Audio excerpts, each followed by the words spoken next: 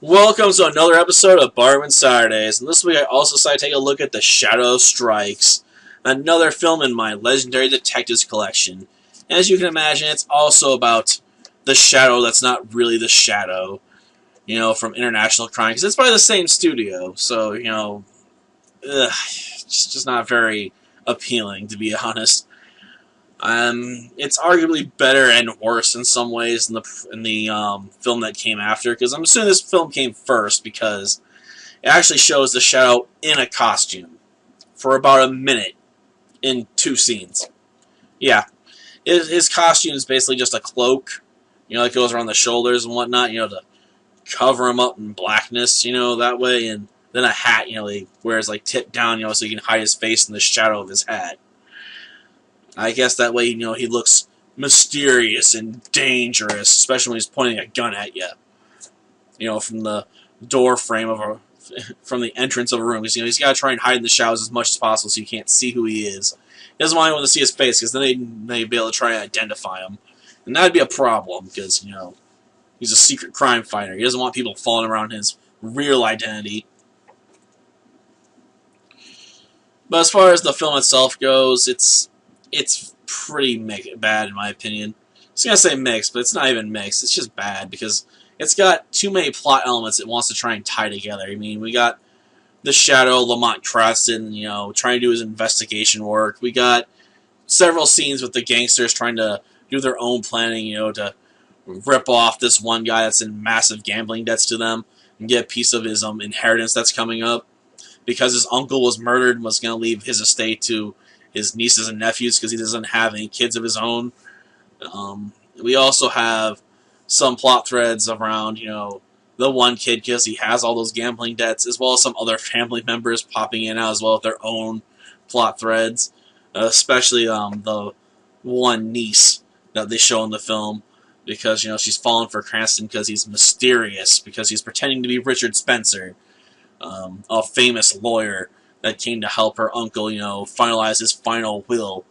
Only, he was murdered right in front of him before he could finish it by the father of her boyfriend, because she's going to get kicked out of the will altogether because her uncle didn't approve of her lover at all. So he's just like, I'm going to disinherit her if she gets married to this guy. I don't want her getting any of my money. And then we have, plot way in the background, I guess, of that guy's father coming around murdering the uncle because he wanted to make sure he couldn't finalize the will in a way that would legally make sure she couldn't get any of the money because he wants some of that to go to his son, indirectly at least.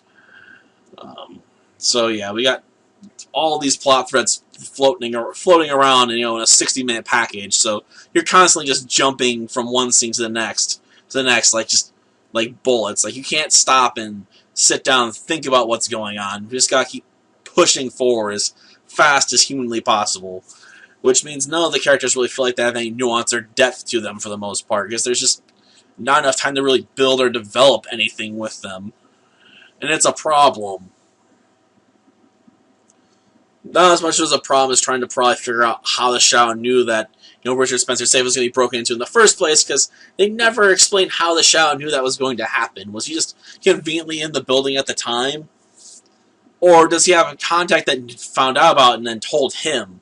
How did that happen? How did he get dragged into this tangled web in the first place? Beyond, pure coincidence. I suppose that's a reasonable explanation enough, for a crime fighter to get dragged into a more complex story, but it'd be nice to know why he was there in the first place, just give me a little hint, something. And then we have a plot thread about, the bullet that killed his father, and Lamont Cranston's father, and they never really do anything with it, Then at the end of the film, he's looking at two bullets to compare them, see if they came from the same gun, so you can figure out, if the mob boss or whatever title he was given, murdered his father. But we don't, get any confirmation if he was right about him having done the dirty deed, or if he still has to look for that guy, to get his vengeance by, putting him behind bars or whatever. Like, the film just feels like it's all over the place, like it's like a Mexican jumping bean or something, it's just insane with how much it just wants to jump from scene to scene to scene. and it doesn't really lay them together, in the best way possible. Sometimes, we just have hard jumps. It's just, ugh. There's enough room in here, if they extend things out to probably make a film that'd be like almost 2 hours long, to be honest. And they're trying to just squeeze it down to a tiny hour, and that just kills the film, in my opinion. I mean, if they expand it out a bit more, I think I could maybe get more invested and actually give a damn about what's going on. But with all the wooden acting and, rush to get things done, it's just like, whatever. There's just better, detective movies if you really want to see a detective movie. So just give this one a pass. Until next time, then. See ya.